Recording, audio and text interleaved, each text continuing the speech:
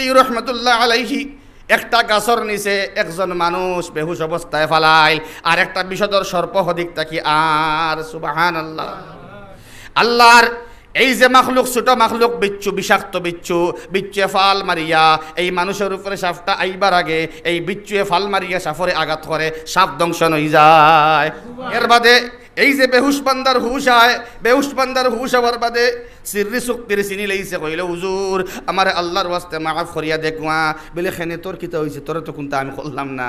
বলে না না, আমারে মাফ করিয়া দেখুয়া, আমি তো নেশাগ্রস্ত অবস্থায় আসলাম, আমি মনে করছি আমার মৌত হয়ে যাইব, আমি তওবা করতে পারতাম না, আমারে তওবা করাকুয়া, আমারে তওবা করাকুয়া, আল্লাহ আমারে মাফ করিয়া দিতা। বলে না রে বেটা না, ব্যাপারটা ইনো নয়, তওবা তো করবে, আল্লাহ তোরে মাফ করিয়া দিবার লাগিন এবং তোরে মাফ তুই চাইতে সুযোগ দিবার লাগিন। আল্লাহ তাআলা সমুদ্রের সেই পার থেকে একটা বিচ্ছুরে সবার করাইয়া আনিয়া আমার চোখের সামনে আমি দেখলাম, তোরে বিষাক্ত সর্পয় দংশন করবার আগে উফরেদি ফাল মারিয়া গিয়া সেই বিচ্ছুয়ে আগে সর্পরে ধ্বংস করছে, যার কারণে আল্লাহ তোরে বাঁচাইছেন। এখন তুই তওবা কর, আল্লাহ তোরে মাফ করে দিলেই বা।